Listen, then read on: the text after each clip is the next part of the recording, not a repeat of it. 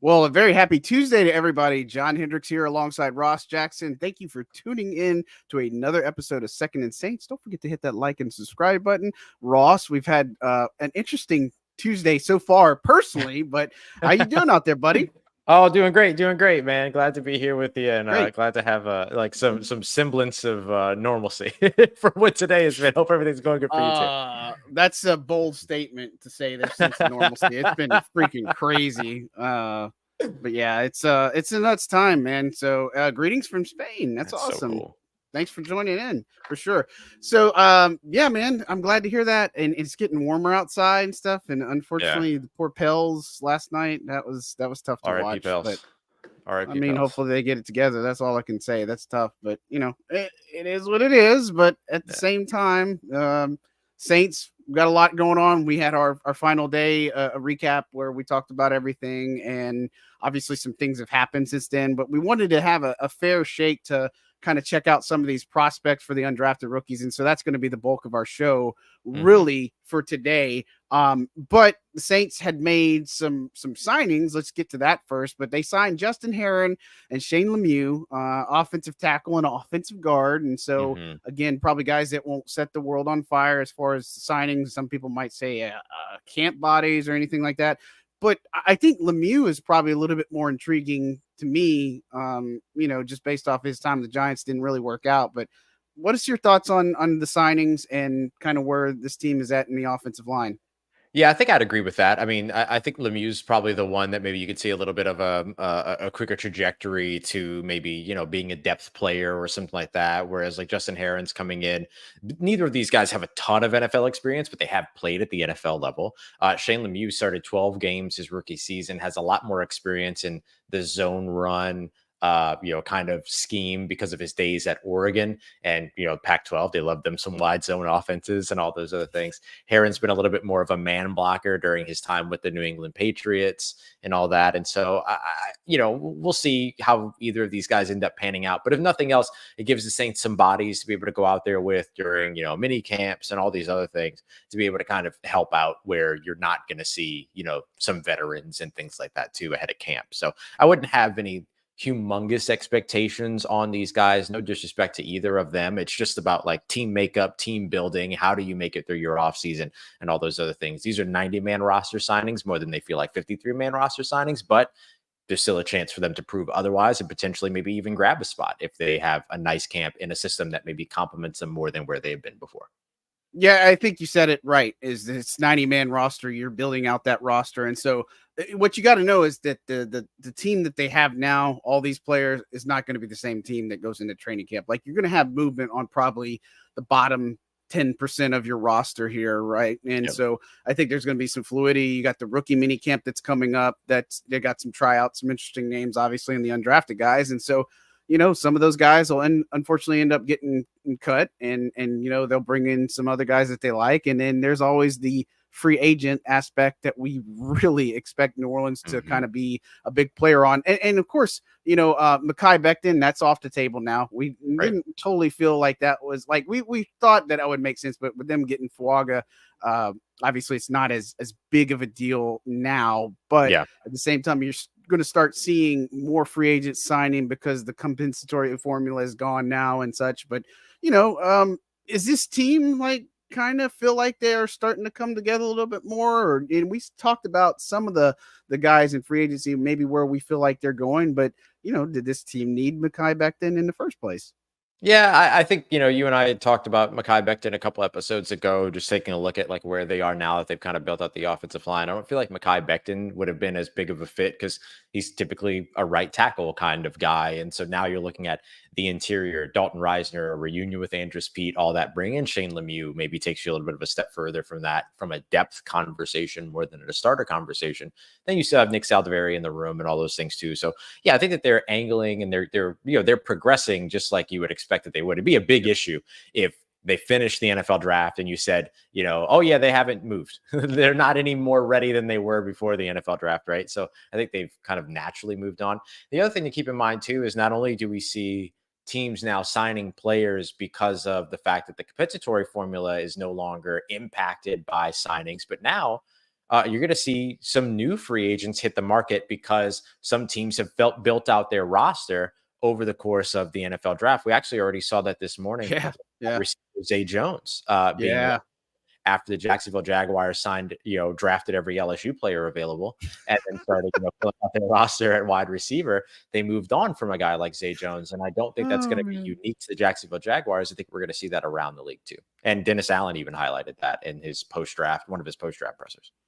Yeah, for sure. And I mean, you saw Zeke go back to the Cowboys too and stuff like that. I mean, this is just hysterical, by the way. The space. Yeah, which is hilarious. Absolutely hilarious. And so and it's funny because at this point in time, like I've never seen people get behind Andrus Peat as much as they have, like now that he's not on the team. It is it's amazing. Absolutely insane. And look, I don't know where Pete's going to end up, but I think it's a possibility. But I think you look at some of the other things, like they tried with Trey Turner last year and he got hurt during camp, and they're going to try some of these other guys and stuff. And I think, again, this offensive line, there's going to be a wait and see type thing. And I don't know if you caught Rick Dennison chatting with Aaron Summers of the team and stuff, but really, really intrigued about him. And I think the biggest thing, we're going to get into these undrafted free agents. So again, stay tuned, but the biggest thing in hearing Klint Kubiak talking about the emphasis on the run game and such, and emphasis on play action, but Rick Dennison in particular brings a wealth of knowledge. Again, he worked with the Broncos a long time ago. That Mile High Salute, Terrell Davis, those types of days. If you know who Terrell Davis is, and if you don't, shame on you. But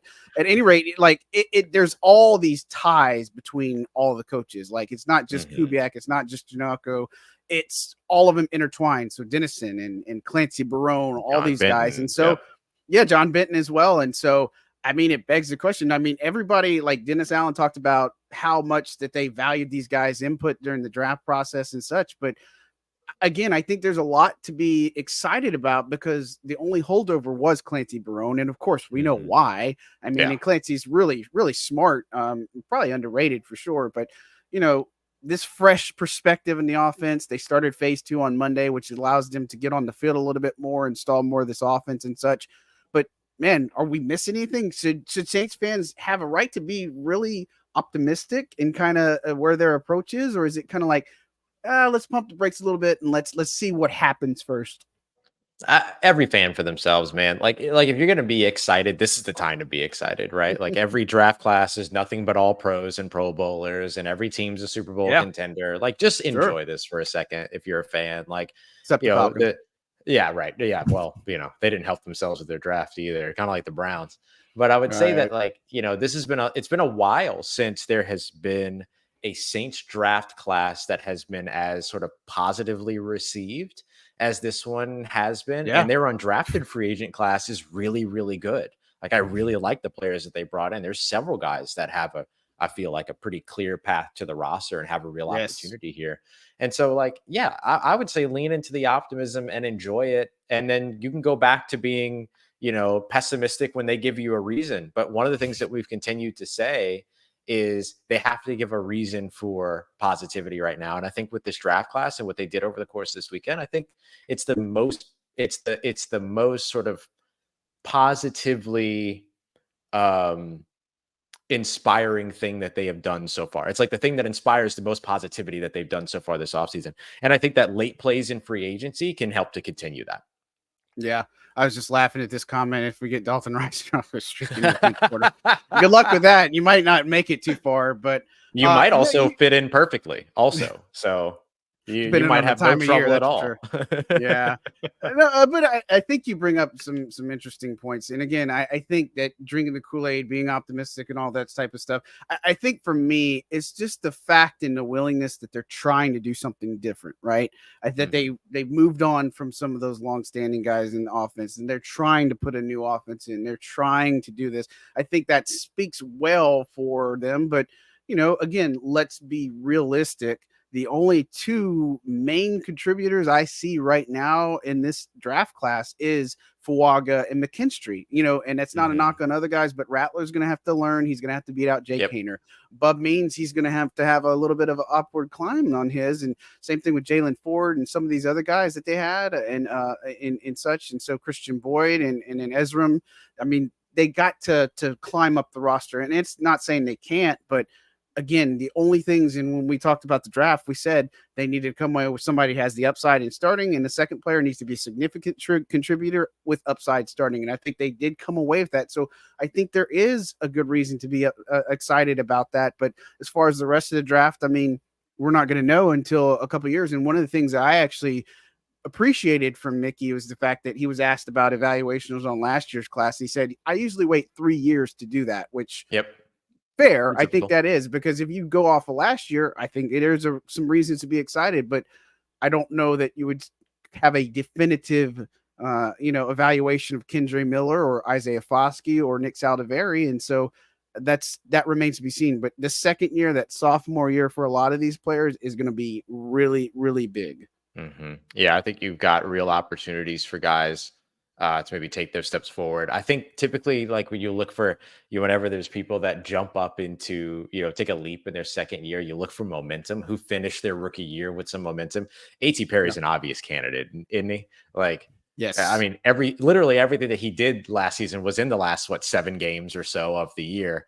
Pretty much starting in that Vikings game when things really started to take off for him. And then beyond that, like Kendre Miller had an awesome, finish to his season at the end. Brian Brzee kept up momentum all throughout his rookie year. So we're really excited to see him his second year. It's interesting that, like, I know we're going to be highlighting a lot when we talk about this draft class. We're going to be highlighting Fuanga. We're going to be highlighting Kool-Aid. But I also really think that, like, Christian Boyd has, I mean, just the path in front of him is wide open, isn't it? Like, I don't think I don't think in his rookie year he's going to eclipse guys like, a guy like Colin Saunders, for instance. I'm not trying to say that. But I mean, typically this team keeps 4 defensive tackles. They invested a draft pick in him. They usually keep 4 on their active roster, and then guys like Heflin and stuff like that on the practice squad. But then, I mean, the spot's wide open. He's got no competition on his way there, basically, with the exception of the incumbent of Jack Heflin, who we should give a fair shake to when we talk about him, because it'll be his second year in the system. But then, just being like this big bodied run plugger, like 329 pounds, like you can't teach that. You can't teach that to anybody. And so it just feels like he's really got this path too. So it's interesting. Like, there's a good chance you get, by the end of the season, 3 guys who have started games for you by the end of the year, because, the idea of a starter on the defensive line is that everybody's a starter, right? Eventually somebody's going to start a game because they're going into a heavy run formation, and it's like, all right, Boyd, go on and get out there, and everything. And so I think it's a nice class with a lot of that positivity, a lot of that positive momentum that we're talking about. I'm so glad you brought up Colin Saunders too, because he put off a tweet earlier today and he says, I love it when y'all get me worked up, but it really gets me going. Watch this. And then put a couple emojis. I think people are already discounting and be like, oh, Christian Boyd's going to be the starter. And I'm like, I mean, and I said, no, I mean, but know how it is. And again, we've talked about it. I think Saunders and Shepard were both better than what some people let on last year. I mean, I don't think there was really too much to be upset about there, but I mean, you look at Boyd and Saunders, again, 2 guys that are bigger in stature that could plug the run. That makes sense a lot of times, but again, I think this is the season where we hype everybody up. Everybody's going to go for the big play. They're going to make the Pro Bowl. They're going to do all this other stuff. And I mean, I get it. I understand it. But if they get half of these guys and then a couple of these undrafted rookies, like, I think there's more to it than Dallin, right? I think there's just more to it than him, Holker. And so it remains to be seen, but I think that there's tough. And look, Luther brings up a good point. You never know because of Colston Right. and Jari Evans, right? You just don't know, and so they could push some other people, and you just look at the positions and way they're stacked. I mean, there is a potential for some of these guys to carve out a role in the roster, but of course they've got to earn it. They got to Yep. show up, and the biggest thing, I guess, what would you say?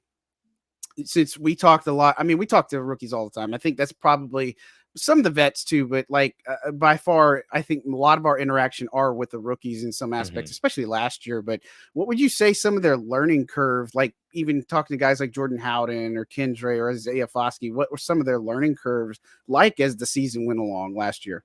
Yeah, I mean, everybody talks about the speed of the game. Yep. I don't think that's untrue at all. I think that's very, very true. The speed of the game is just entirely different, of course. And the other piece of it sometimes is learning, sometimes you're brought into a role, you're brought out of college and then you're put into a role that you have to communicate in a way that you didn't have to communicate in college. And so now you're not only learning the system and learning things that might also be pretty standard or familiar to you, but now you have to learn how to communicate it, right? Like it's one thing to know how to do a thing, it's another thing to kind of help other people do it or communicate to people how to do it and all those other things. Like I think those are massive, massive kind of learning curves and stuff like that that you kind of have to go through.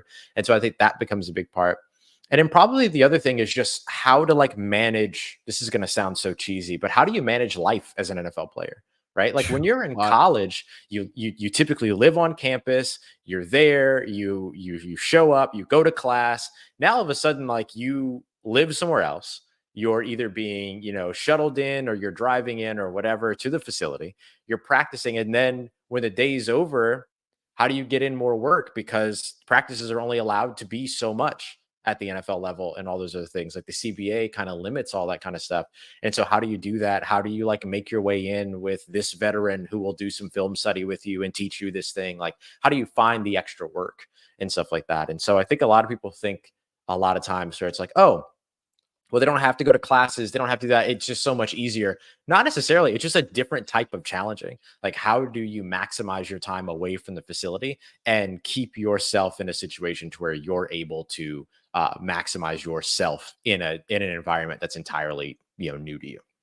Yeah, and the guys that do it. I mean, like I remember Jameis talking about how much he worked with A.T. Perry and how much he stayed after practice to work with those guys and just Yeah, different yeah, players over the year. I mean, again, it doesn't seem like a big thing over the course of the year, but that's the difference between somebody like him and somebody who just comes on and just doesn't care, right? I mean, yeah, that's the thing is you want to be able to put in the extra work. You want to be able to go the extra reps. You want to get as much film room as you can. You want to get as much tablet time as you can. And those who do it, you see it, right? And I think some of yeah, the problems the Saints had last year, especially, was a big emphasis is the tablet time, is the study time, and yeah, and big I think time. that was something that obviously it fell off a little bit, and so that is something that we've talked about it plenty about. The fact of them going to California and being more close knit and being more accountable, potentially being staying, around that area and such together is going to be beneficial to this team. And so we'll see how it works out, but in theory, everything sounds good on paper, right? Yeah. And so, you know, Yeah, that's but always the tricky part, right? It's like how right. do you help people understand like, and this is the thing that I think a lot of people where sometimes we in media come up short in delivering like the correct expectation to how something is received. Sometimes what we want to put out is here are the things that this player is strong at, which give them the best opportunity to take advantage of the chance that they have to make a roster. And what everybody sometimes receives is here are all the reasons this player is definitely going to make the roster. And those are Yeah. two different things. And that's just on us to convey it properly. And that's why I like having conversations like this, because it kind of gets that pretense out there. And so I think the biggest thing to remember is that when we're talking about some of these prospects, we're coming from it out of like either conversations with people who have scouted them or because we personally have scouted them. And scouting is all about figuring out what a player can do, not necessarily worrying about what a player can't do. Because you're not going to draft a player and then have them do the thing that they can't do. You're going to draft a player and have them do what they can do. That was one of the things that I really liked about when Klint Kubiak was talking with Aaron Summers, which you can find that video on the New Orleans Saints YouTube page. He talked about how what the offense is going to look like is going to be based upon what the players bring to the table. Like they'll have a base offense that they'll install, but otherwise you're playing to the strengths of your roster. And I think Yeah, that's a really important really good part to point. remember when you talk about all this too, or when you hear about all this. Yeah, and I think that you brought up something too about the media's portrayal and stuff like that, and obviously that's what we are. But Hmm. I think that's where you've got to pay attention because a lot of people just say, "Okay, well, where's Isaiah Foskey?" But the guy was, he was dealing with two separate injuries, and Right. when people were going home over the holidays, he was there still rehabbing at the facility and stuff. And again, Hmm. that's not making an excuse, but you say, "Where's this guy at?" And you get those injuries. If you can't work them out, you can't do it. Then you can't maximize yourself as a player. And so it's not that Foskey just wasn't good or anything, but there's part of the truth of he was hurt, and part of the other part is maybe he did study a little bit too much and he didn't cut it loose like Dennison wanted him to and just go Yeah, play a little football. bit in And his so in his head. Yeah. yeah, and you want to because you don't want to go out there and make a mistake, but and I get that. That's what the preseason is for and all that fun stuff. But I just think that there are some things that come up during the course of the season when most like 95% of these guys play hurt throughout the Yeah. season. Y'all don't see it,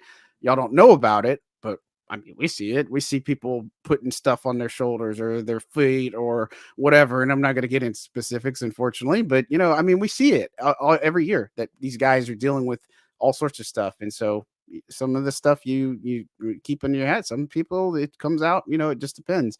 Um, Before we Yeah. get into these undrafted guys, just because I think some people tuned in last week Yeah. last few days ago, and hit our segment on some advice, and so it was really well received. So I appreciate you guys doing that. But Molly asked a question here, without giving out too many trade secrets, but a valid Hmm. question. How do you get sources for football stuff? Do you just learn names over time, or do you tell people do people tell you who to contact? Um, Again, without getting the trade secrets, what I would tell you is being a journalist is a lot of bit of relationship building. So that's the first and Yeah. foremost thing.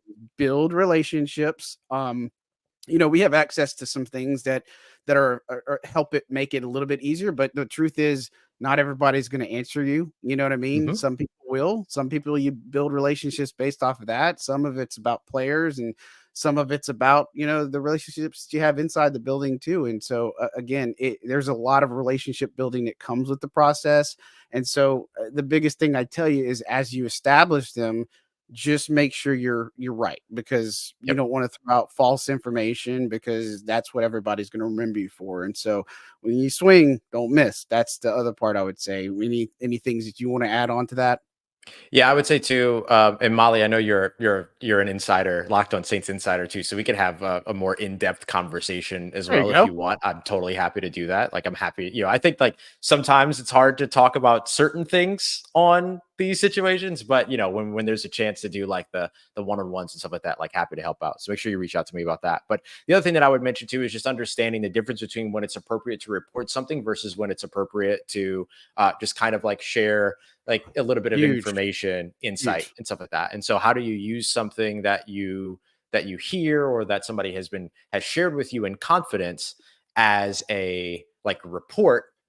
Everyone should know this thing. For instance, I did like a confirmation on a Dallin Holker signing with the Saints and everything like that. Like that is a report, right? But then there are other times where you kind of use insight to kind of color what it is that you're sharing about, like what you think about a thing or what this might potentially look like and all that. So just having an understanding of that, because then that helps you when you are trying to develop sources and stuff like that, be able to utilize it in a way that's like that has that integrity and that you understand the difference of the integrity. And that helps a ton just in terms of building those relationships and all that. And don't go into every interaction thinking that you're building a source either. Like Yeah. that can become exhausting for people and everything. And so it really is just like understanding that there's a human element to all this, and that in every situation, no matter what, whether you're talking about somebody's play on the field, whether you're talking about a story, whether you're talking about a news breaking moment or whatever, that you are reporting on a human being.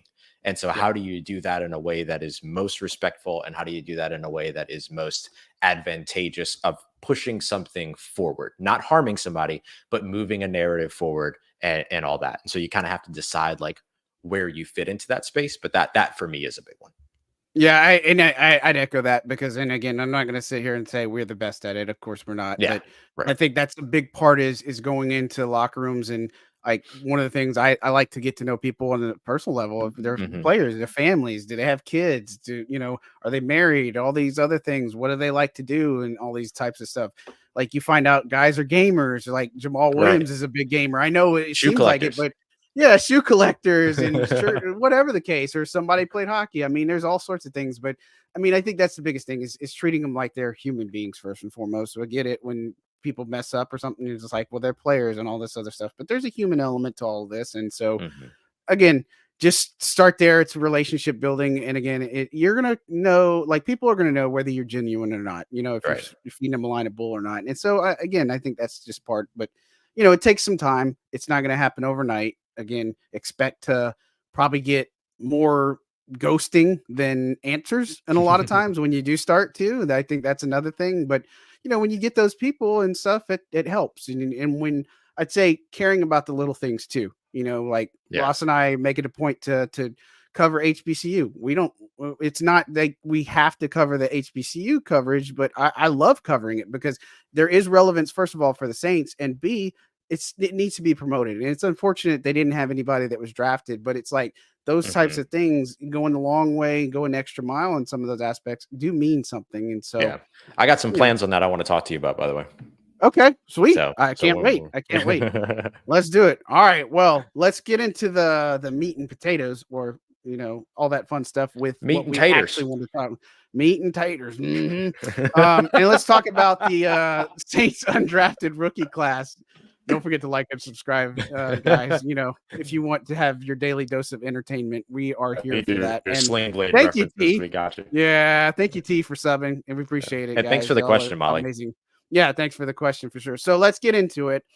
Let's start with everybody's darling. So I watched some tape on it. I did some research, and obviously there is no bigger undrafted rookie free agent than Dallin Holker. And you talked about him as one of one. You talked about him a little bit early on, but I guess my question is to other people, and we asked it again, if it was so great, why didn't he get drafted? Did the Saints really get a steal? What's the vision for him?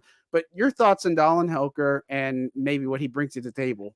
Yeah, I also watched a little bit more tape too, and I think I have some more reasons on why he didn't get drafted, but why he's still a very good fit for New Orleans. So let's contextualize why he didn't get drafted first.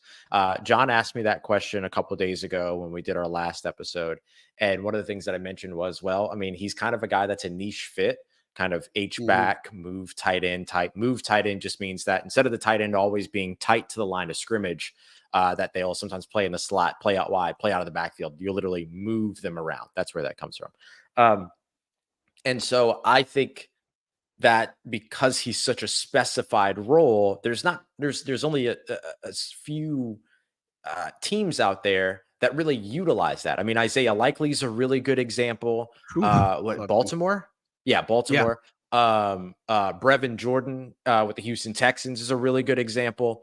And then kind of Taysom Hill in New Orleans. And then there's, a few other guys every now and then and stuff like that. I'm shocked Miami doesn't have a little bit more of this in the Mike McDaniels offense, but I think it's only a matter of time.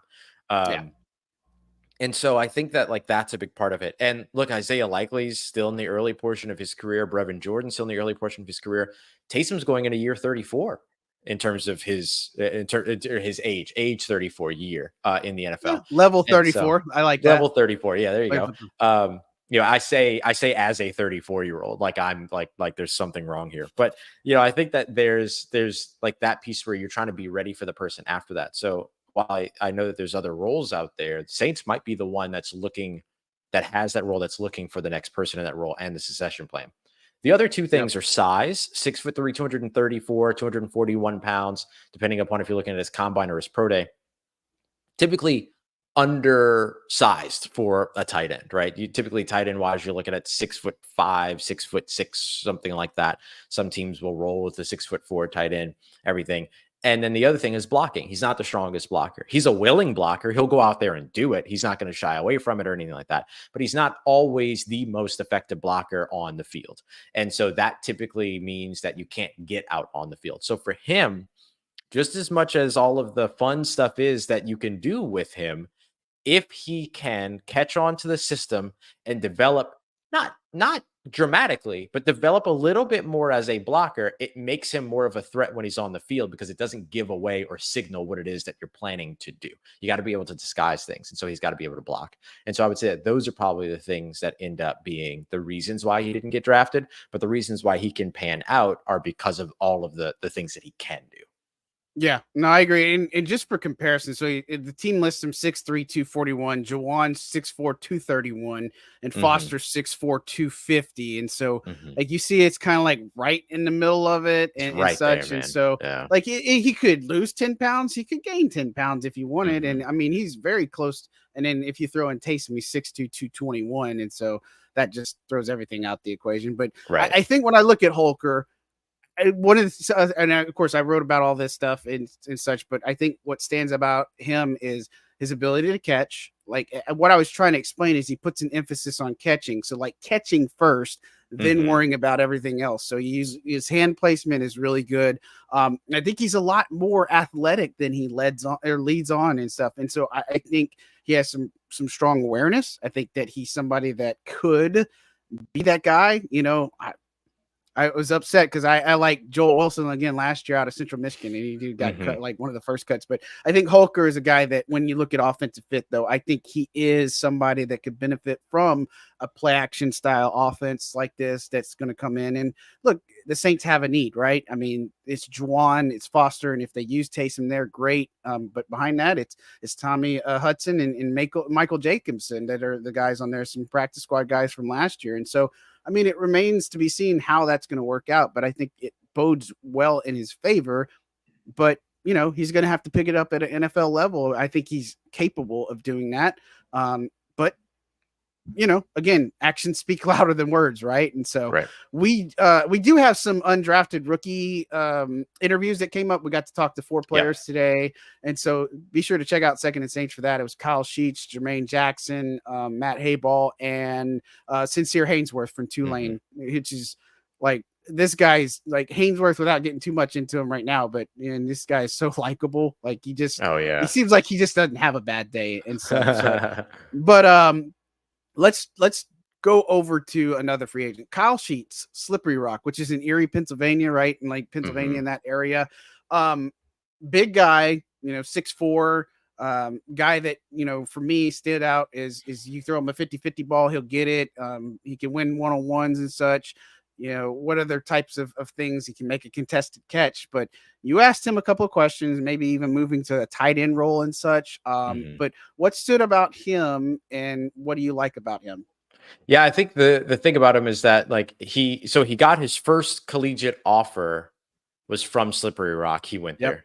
The first team to call after the draft to sign him as an undrafted free agent was the New Orleans Saints. He's on his way here.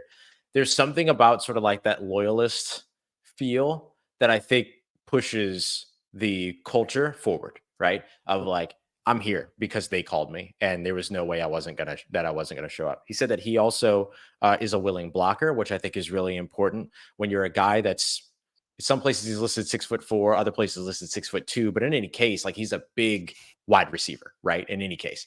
And so when you're a guy like him that played a lot of time on the outside, but has some experience in the slot and is willing to play in the slot, you got to be able to block, especially in this wide zone type of offense, because you're going to see a lot of trying to attack the run game around the tackle, around the tight end on either side, which means you want to extend the offensive line as far out as you can. So having blockers at wide receiver allows you to be able to keep the play moving laterally, which I think is helpful. So that's a place where like he comes in and has a blocking role or something like that and excels there, like it puts him in a good situation. Come in, have a blocking role, show that you could do that, helps you out on the special team side too. And then your ability to be able to get in on all that. So I think that like those are the things that are really important to me when hearing him talk about his game. But I think that like you can feel the intellectual makeup of every single one of these players. Iziram, Jalen Ford, when we talked to him after draft, Christian Boyd, like all these late round guys and the UDFAs that we've talked to so far, they all have like the intellectual makeup and the desire, like the makeup of desire that says, I want to learn more. And I think that's one of those things where like, in order for you to develop, you got to want to develop. And all these guys clearly have a want for that. And Sheets really showed me that. Yeah, it reminds me what you said, what he said about they offered and he came and such, or same Hmm. thing with Slippery Rock. Reminds me of Nick Saldiveri. Like he had Right. other offers to go play elsewhere, but Old Dominion was the one that stepped up to the table, and that's where he ended up going. And Yep. so again, we've long talked about the makeup of this roster and just kind of with the guys that the Saints are liking and valuing. And so I think there's some merit in that, obviously, for him. And so my only big questions with guys like Sheets and Mason Tipton of Yale is, how are they going to boat against press Yeah. man coverage against somebody that a little bit more physical style? Because he can get open. Same thing with Mason Tipton too, which Hmm. we can talk about him next since I'm bringing him up now. But that's what I want to see is, are they going to be able to get off that press man coverage? And for Tipton, he was strong part of Yale's receiving performance and Hmm. such. And so again, I think that he's just somebody that, like, I was looking at some of the games that he had, and I'm like, why are they not putting safety help over the top for this guy? Because clearly he was a nightmare and a thorn in their side and Yeah. such. But he's somebody 5'11, 191. He's a little bit smaller compared to like Sheets and some of the other guys. But I think he's somebody that could eventually do something, you know what I mean? Hmm. But he came on late in the season. He's got, again, the personality that you would like from him. But again, that's really my questions for guys like Sheets and Tipton. Are they going to be able to beat out some of that press man coverage? Your thoughts on Tipton? Yeah, the other thing with Tipton too is just building out the route tree. I mean, Yeah. unsurprisingly, he wasn't asked to run a pretty expansive route tree at Yale, But this is a guy that was a starter from the moment he was a true freshman. He came in and immediately became a starter on that team, Yep. and so like you can see the drive, you can see all that's there. So I think building out the route tree is a big part, but his pro day is really the thing that kind of put him on the map. He ran like a 4.33 40 37-inch vert, like all these other things, showed his like short area quickness and his 3-cone drills and all that other stuff. Like just really, really impressive. And so I think you can see where you would be able to take advantage of that athleticism if you can get him out onto the field. But I think the biggest thing with him is going to be, can he diversify his route tree a little bit and show the ability to be able to, have a greater command of all of that. But he can get open, like you mentioned. He's got really, really good hands, like pretty safe hands too. But my biggest thing is, can he run the NFL route tree in such a way that, can expand his game? Yeah, and for a lot of these guys is, can they do it quickly, right? Yeah. Can Yeah. they adapt and learn quickly and then Good pick it point. up and then be able to last? That's probably the other part. And so like guys like Cy Barnett last year, I mean, he was somebody that was really Hmm. exciting, but I think that was probably a victim, him and Joel Wilson too. Is just like, if you don't pick it up quick enough and you can't pick it up in the film room and such and do it on the field, then your life expectancy isn't as much Yep. as you probably could be. But I think that's going to be a big thing for him and obviously Sheets. But I like the concept of bringing on more wide receivers, and of course we know there's other free agents out there, and they're still trying to figure out this possession thing. But they have to figure out how to make it. And so Pelicans Nola says, I know it's Tipton can get off the coverage and the guy plays with swag. Yeah, he does have some swag and he can get off in Hmm. the coverage in some aspects. I just, again, for a lot of these guys, can they do it on an NFL level against NFL competition? That's the Right. biggest questions I have. Like Christian Boyd, it's the same thing with Trevor Penning. Like Hmm. NFL level style competition, how do you hold up against somebody like Arden Key, which obviously didn't go Right. well against them against the Titans? But those are the questions that I have for those guys. But again, we're going to find out really quickly for a lot of these. Another guy we talked to today was Matt Hayball from Vanderbilt. And so the Australian type punter. Here's what I would tell you. So, first off, it was interesting digging into him. He was the first punter All-American since 2016 or 2011, and the first Vanderbilt player to be an All-American since 2016. That's Yeah. pretty wild, to be Yeah. honest. So he's up for a Ray Guy Award. He was a finalist for it. Second team All-American, all team SEC. Here's where I want to put it, and I'm going to make sure I get this right because this is what I wrote. So Headley last year had 5 games where he had this is college I'm talking about. So Headley's last Okay. 5 games had 5 games where he had a long punt of 50 or more, and he had one game with a 61-yard punt. Now Hayball had 5 games of 50 or more. He had 5 games of 60 or more, and he had a 71-yard punt against Hawaii. That Good. is pretty Yeah. crazy. And so, and then what I said about him is the guy can boot it. and again, that goes back to the thing. The only question I have for him, can he adapt? Can he learn and do it the way that Phil Galliano and Darren Rizzi want him to be? And I think that's the biggest thing. But we got a legitimate punter competition here this season. Yeah, oh yeah, Again. for sure. Yeah, and I think you're getting like this is going to be the conversation here over the course of the offseason.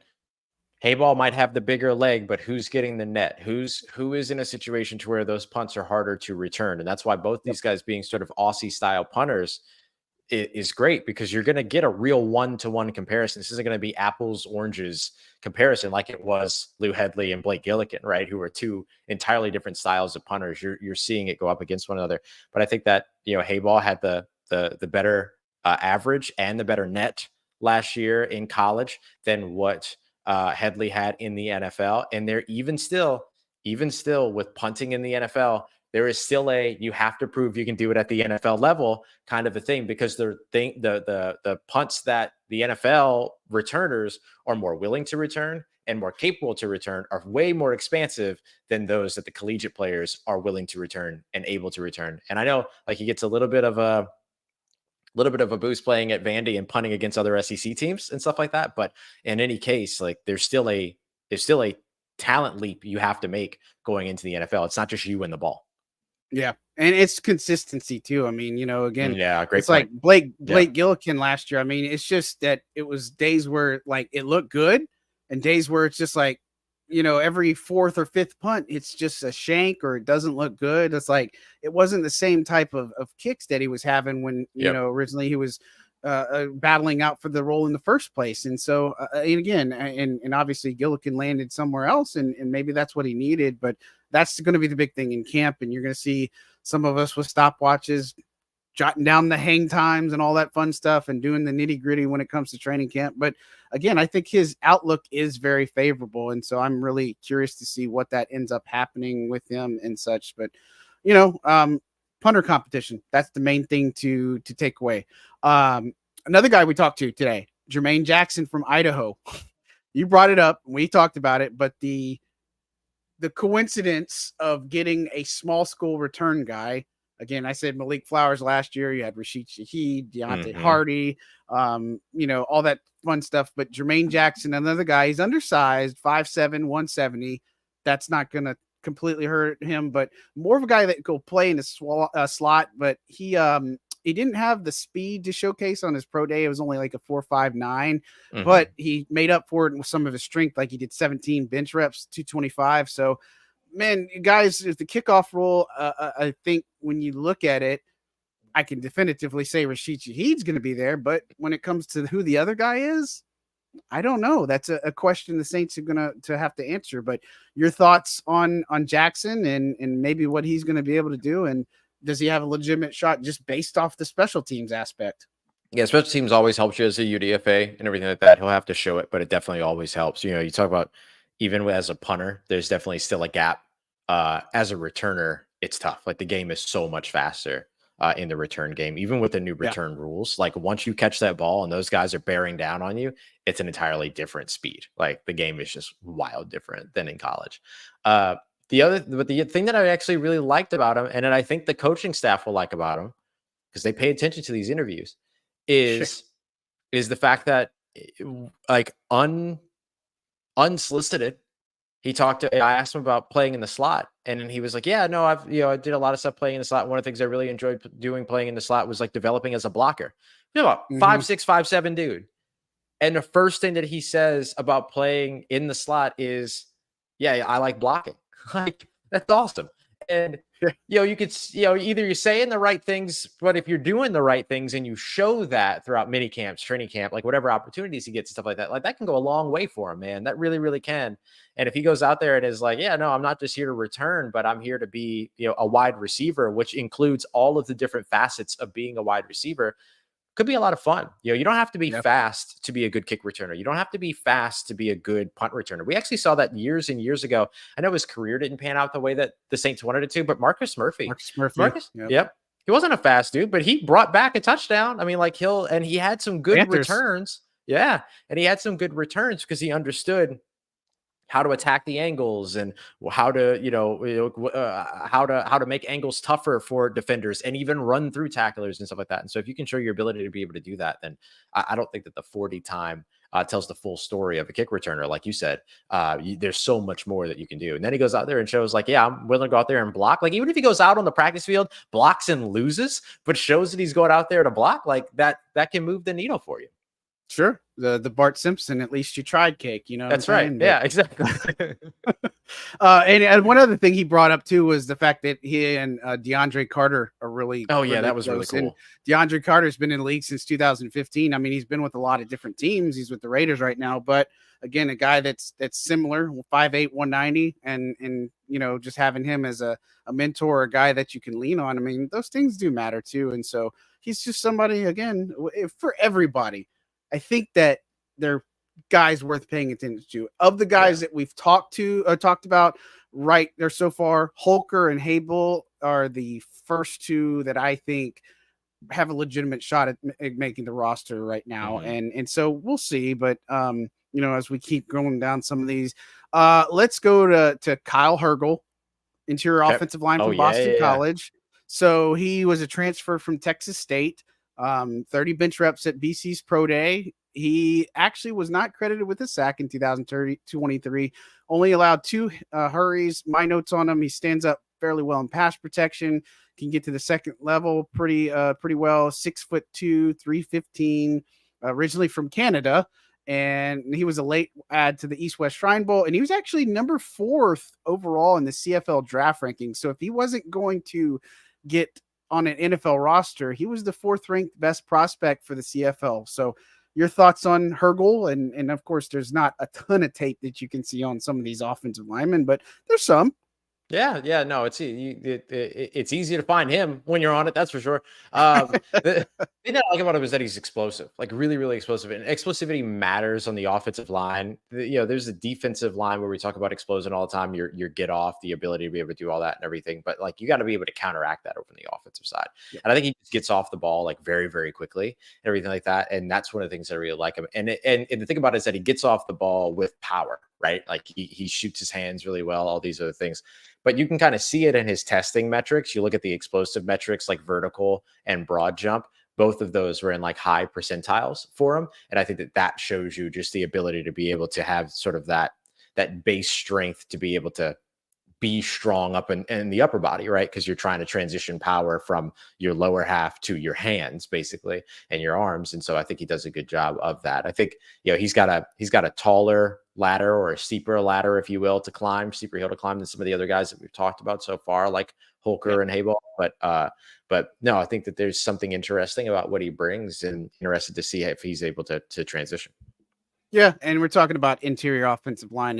And I'm not saying that you should put an undrafted rookie as your starting left guard, but at the same time, you're talking about, if you're going to make the arguments about like guys like Jari or Marquez Callaway, but Marquez Colston, Quez, it's Quez. And, if you're going to make those arguments, then, you never say never. And it's, again, if he can pick up this offense really quickly, then it does bode well for him. And it's, again, I'm going to say that probably for everybody, but it's the ability to pick up, process, and then go do it out on the field. That's the main things for all of these prospects. So we'll see. Keeping down here, I'm going to jump over to Isaiah Stalbird, the linebacker from South Dakota State. Man, I tell you, this is one of the guys I'm really excited. This is another one that's on my radar. So he's listed as a linebacker. He's 6'1", 215. So obviously I want to know what the vision is for him, but he started out as a safety and moved to a linebacker, and they used him as a flex player. The Jackrabbits of South Dakota State did.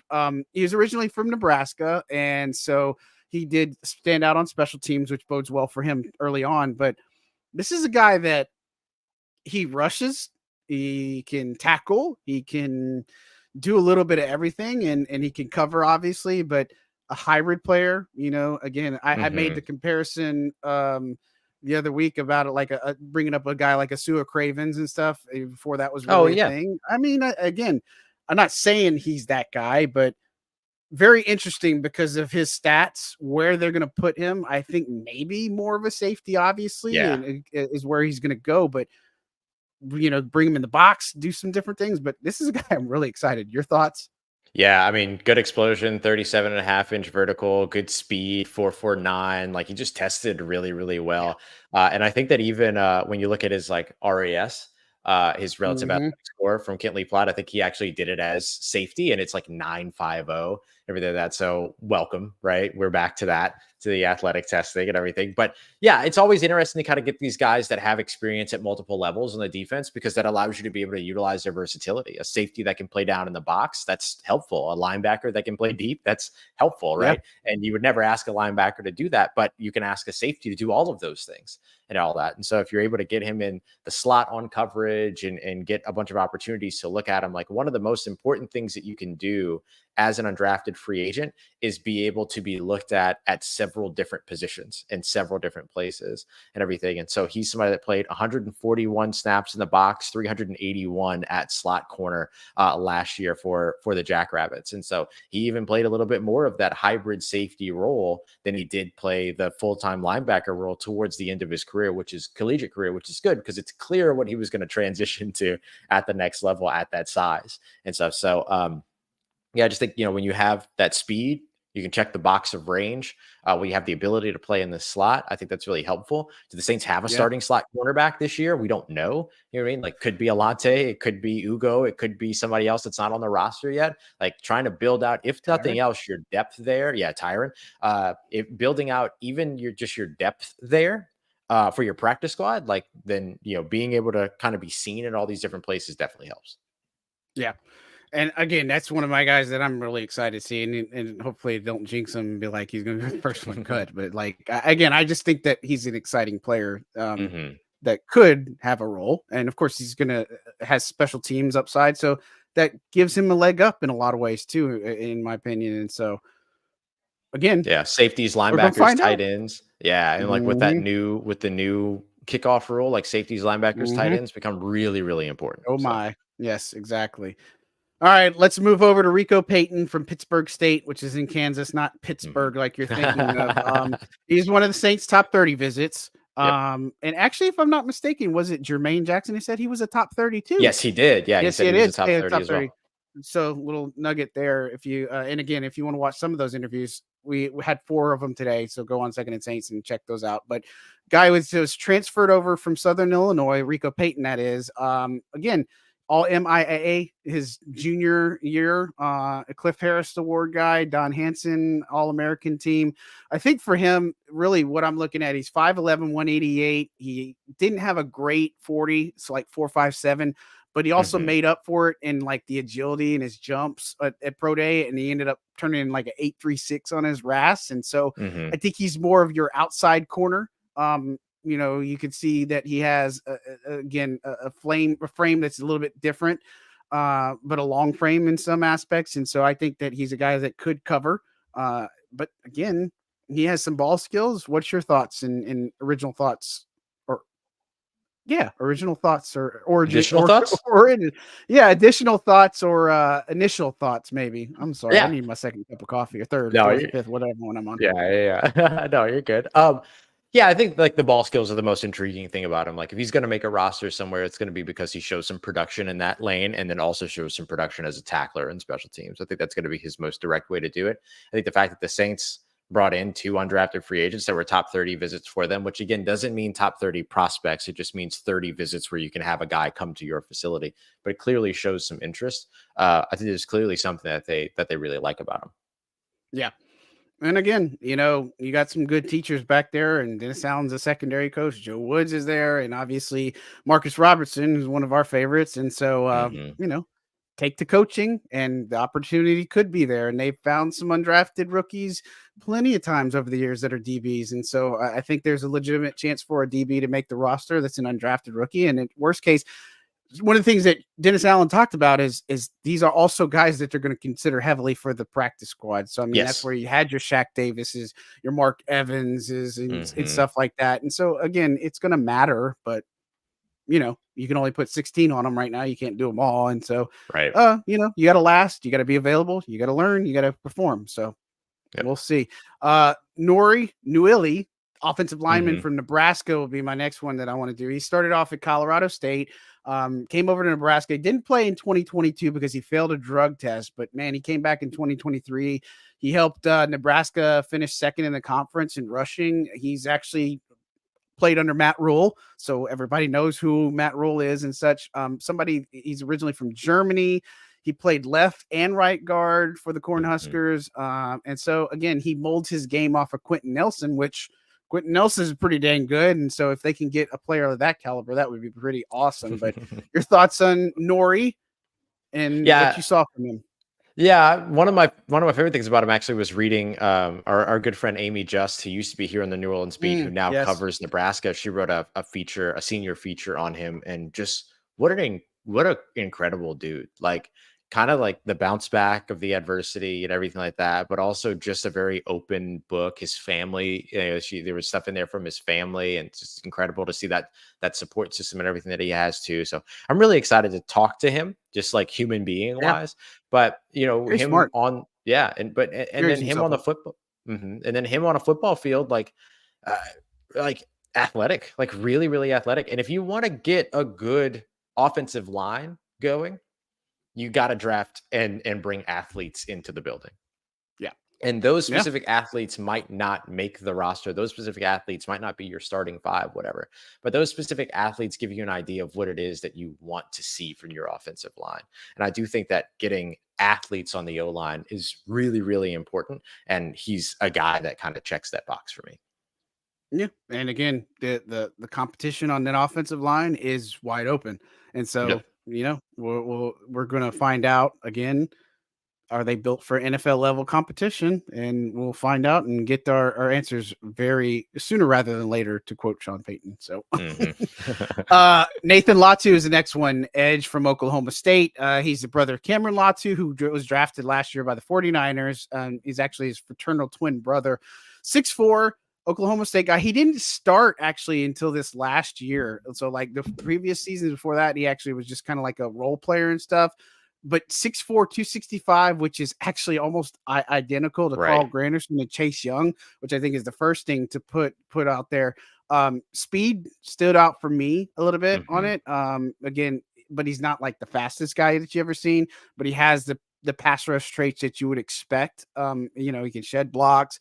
He's got good burst, hand placement and such, but you know, it's a crowded spot, but the Saints, I mean, you know, Carl Granderson was an undrafted guy. Your thoughts on Latu and maybe what he could do? I think Latu's a little bit underrated in my opinion. He is my other guy that I think can have a path to this roster, whether it's practice squad or as a, as a guy on the 53.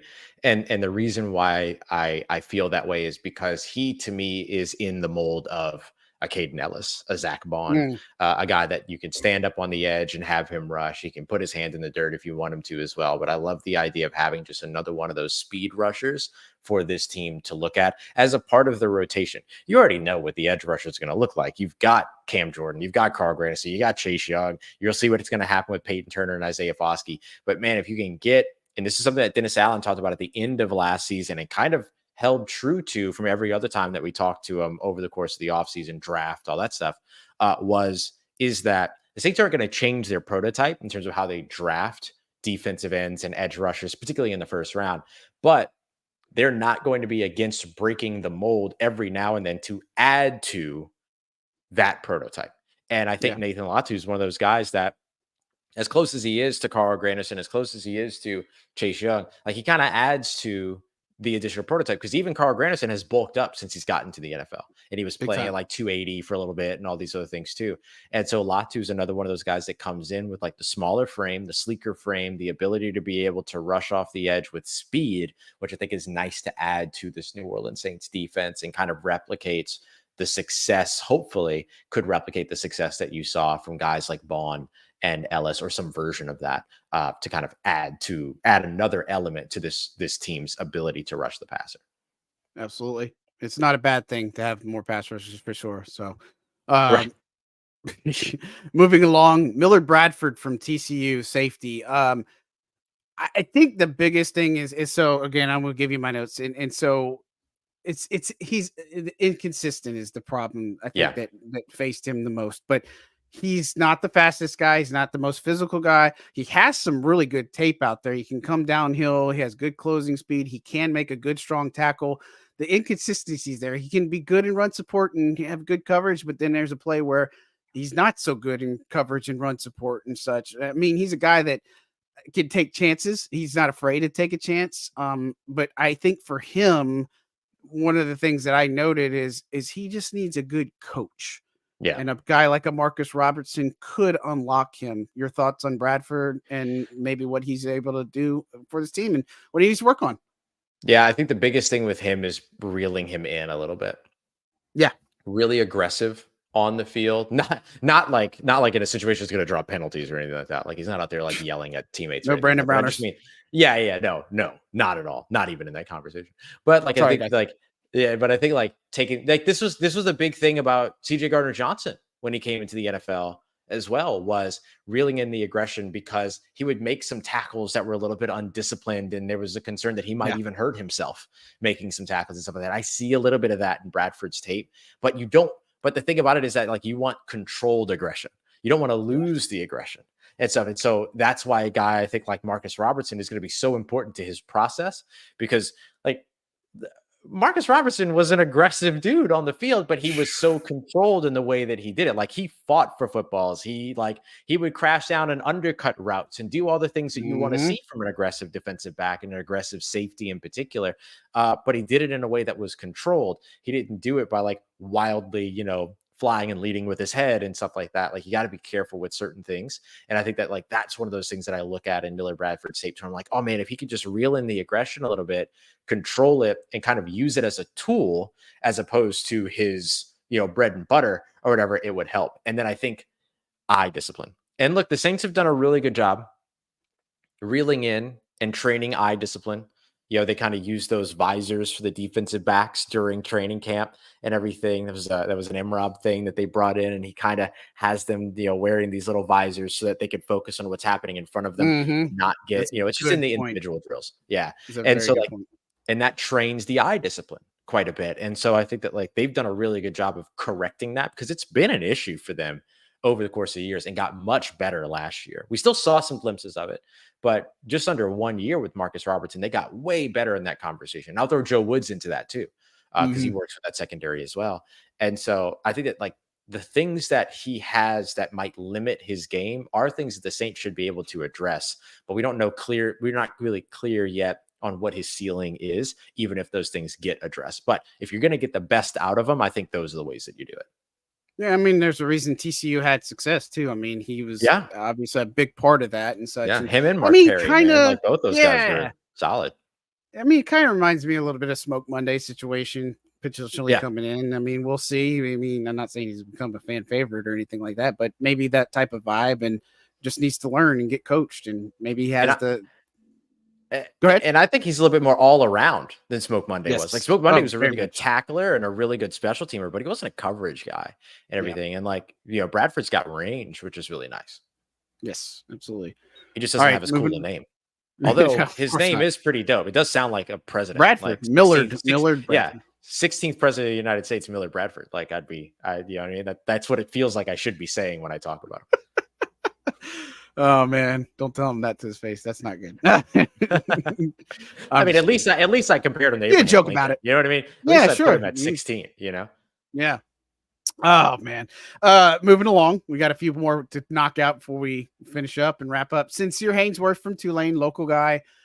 He was another one that's an interview out there.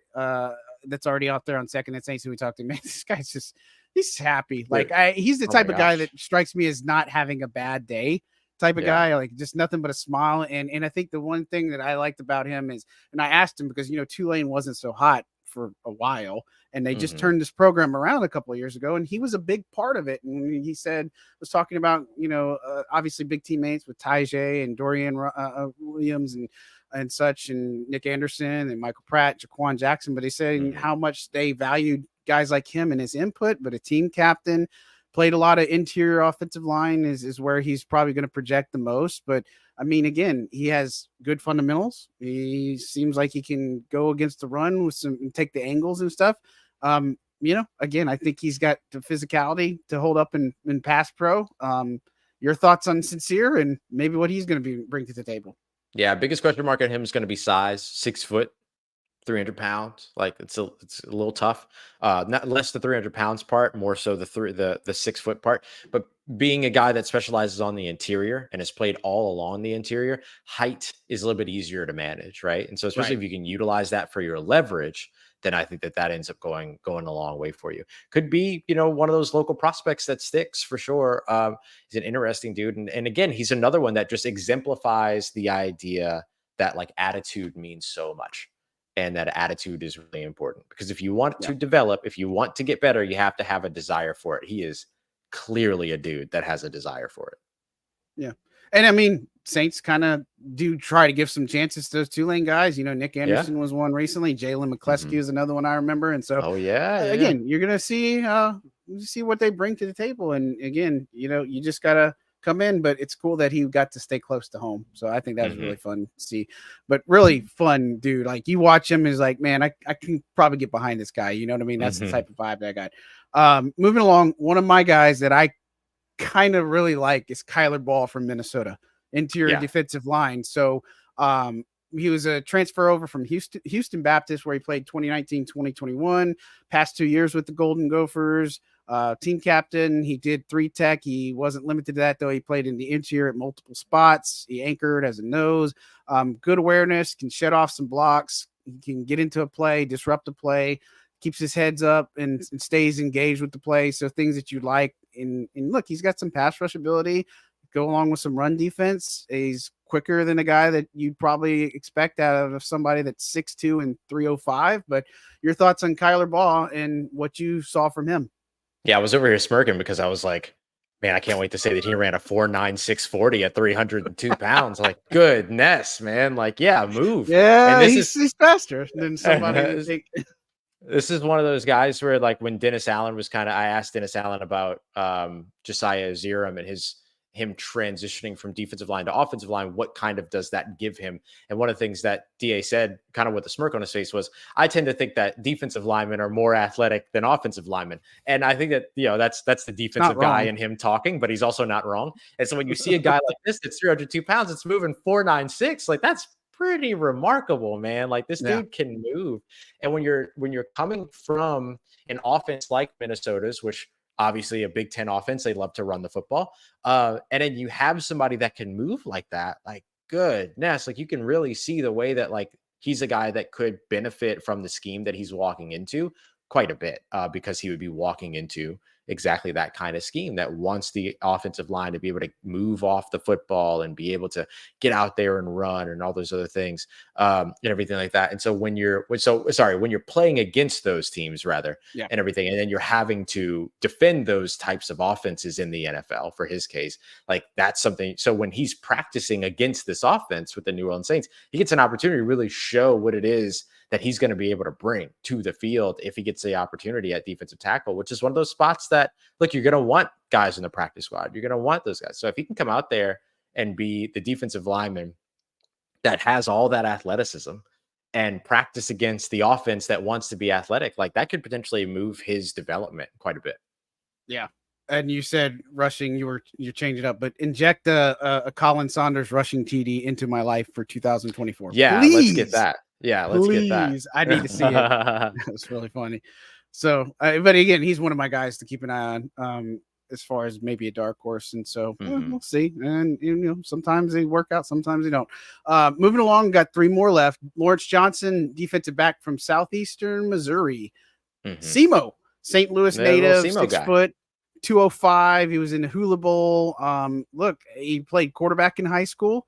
And so it wasn't until college that he started playing cornerback. And so he's good in run support. I think he played all over for the Red Hawks. So he played in corner, he played the nickel, he played in the slot, he played back end, he played strong safety. So one of the things he said, and that I picked up on, is that his experience playing quarterback helps him diagnose plays better, faster and better. And so again, and for what's crazy in looking to him, he actually led the Redbirds in sacks last year with 4. That's crazy for a Wow. defensive back. That's pretty Yeah. nuts. But like I had my notes on Bradford, I think he's a guy that just needs a little bit more coaching to unlock his potential. But I like the guy as a prospect. Your thoughts on him?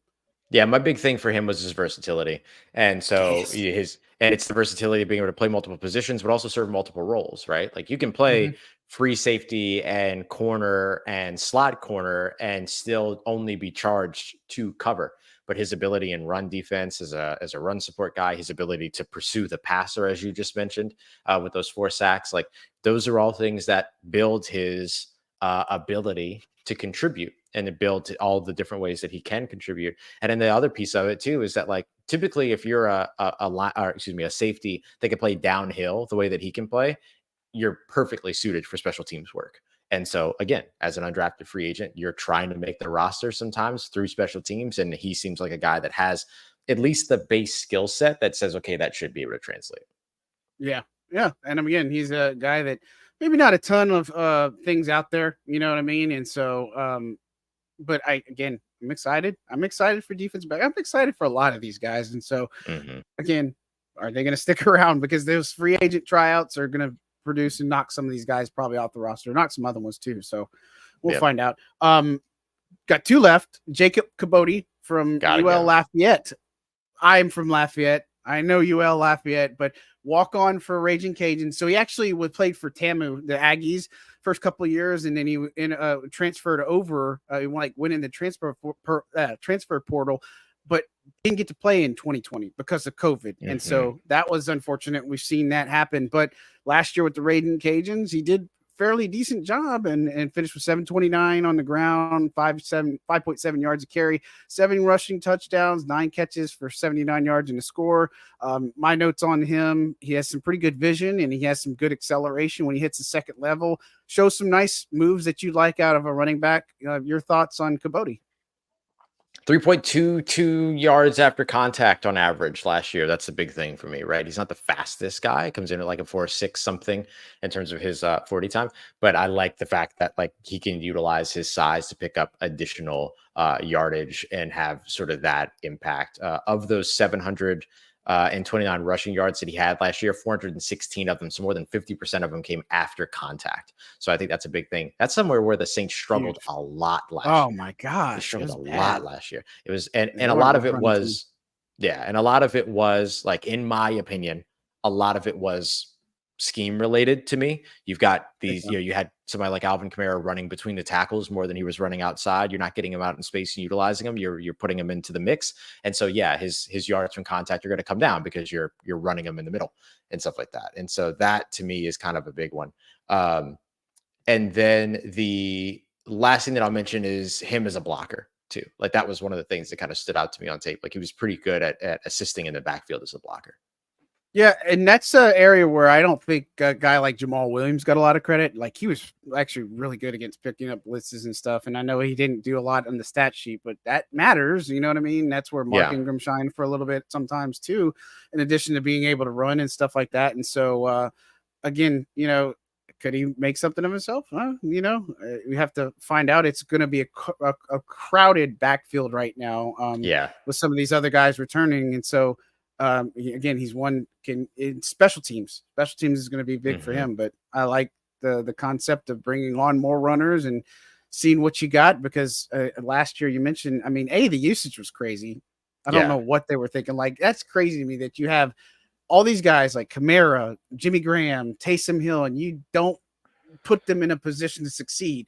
Like, it's baffling. It's mind-boggling. Like, it doesn't. And so again, Klint Kubiak is hopefully going to change that, and we see a lot more production, because I think Alvin's kind of had some down years, and he needs to rebound and stuff because he is getting a little bit older, and so they want to make it work with him. And I think he can still affect the game a lot, but they need him to do it. So all right, last one we're going to talk about, one of the late ones that they had, because they originally announced all the ones on Saturday, and then they added Trajan Jeffcoat, edge from Arkansas. Mizzou transfer. He played one season with the Razorbacks, was last season. Led this team with 29 pressures, 18 quarterback hurries. He's 6'4", 281, which is very comparable to Cam Jordan. He can rush, not just necessarily a guy with his hand in the ground, but he stands up when he rushes as well. He'll drop in coverage too. Really, the big thing that I looked at for him was the tape against Alabama, which he went up against J.C. Latham. And Latham, again, for whatever reason, you can take it as two ways. J.C. Latham is really good. That's one of the reasons why I really liked him. Or he just didn't get enough on Latham to be a factor. But I think that was my big thing with him, is looking at SEC level competition. Didn't really stand out too much in that aspect. But another edge guy, I want to see more from him, because that's what I ultimately compare it to is what do you do against the NFL level style of offensive tackle? And Latham is a guy. So your thoughts on him? I think he's going to learn a lot from Cam Jordan that might be able to benefit him for his future, whether that future's in the NFL or elsewhere. One of my biggest things with him is that he's a hand fighter, and that can go both ways, right? Like, you can be a really good hand fighter, but if you're sitting here hand fighting and you're not moving your legs, you're not going anywhere. You can hand fight all day, but if you're not pushing towards the quarterback, then you're not getting after the quarterback. And that to me was one of those things that kind of stood out on tape. So he'll sit there and hand fight, and he's engaged more in the battle with the tackle than he is engaged with getting past the tackle into the quarterback. Sometimes is what it feels like. I know that's not true. I know that that's not actually what's going on in his head, but it's just that, like, that's what it looks like.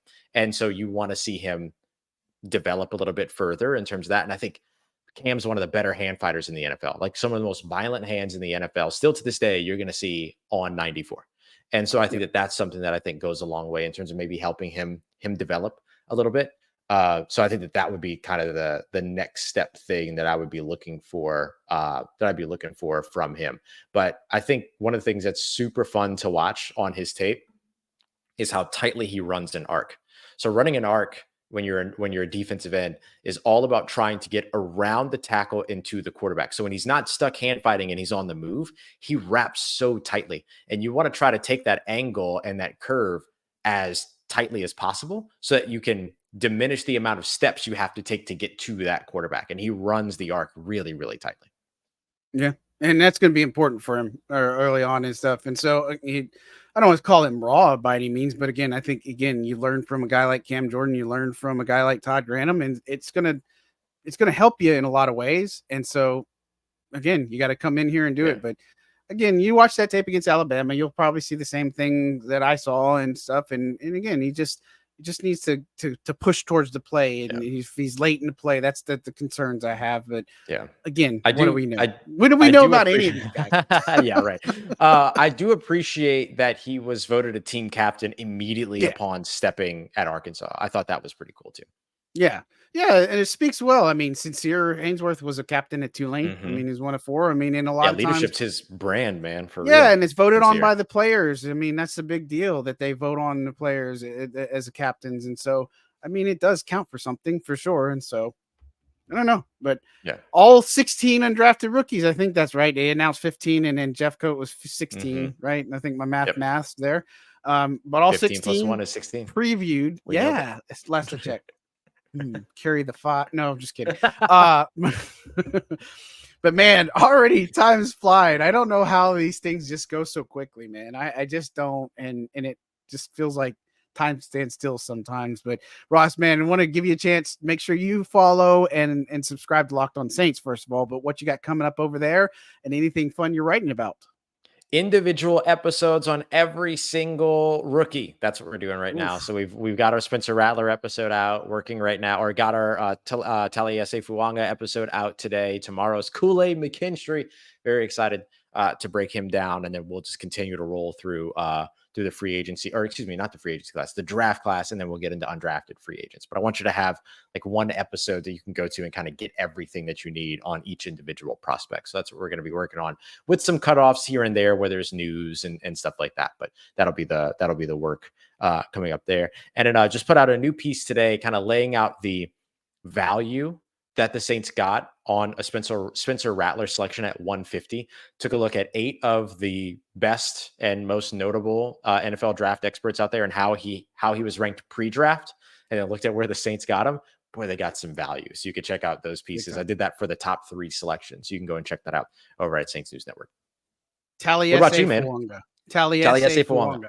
Yep. Taliesin Fuanga. That's how you pronounce it. It's Taliesin Fuanga. It's like there's a silent N that doesn't actually belong there. Yeah. So it's a very light N too. Don't bite all the way down on it. Yeah, so don't do it like as it's like Talise Fuanga, Taliesin Fuanga. See, I told you I'd get it. I told you I'd get it. You nailed it. Yeah. But yeah, so for me, it's just I wrote up all my previews on undrafted guys, and so now it's kind of, well, keep looking into this draft class and see what happens. We got obviously gonna interview all of these guys at some point and talk to them. So we've got 4 down, and there's 12 to go. 12 more to go. See, your math is so good, dude. Look, it's that Lafayette education I had. So, Como High School, shout out.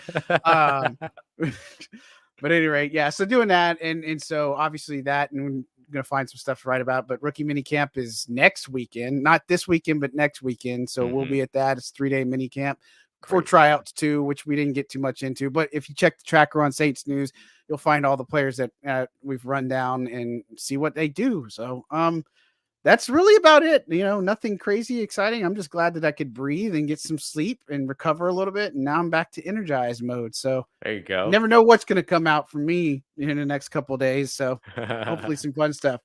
But guys, we really appreciate you tuning in. As always, don't forget to hit that like and subscribe button. That'll do it for us today.